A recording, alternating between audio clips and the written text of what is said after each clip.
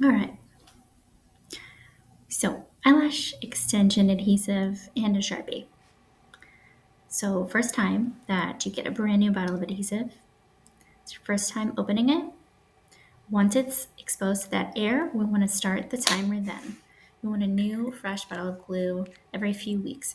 So I'm writing the date on it.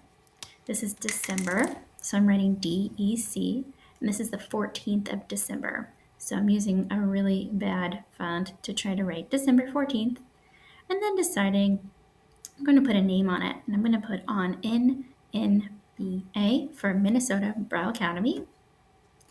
But I got a little stuck on that sticker, so it's not super easy to see.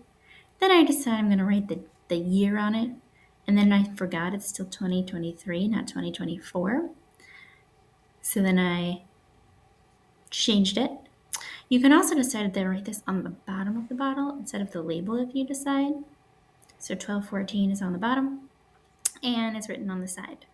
And there you go. Do that every time you open a brand new bottle of adhesive.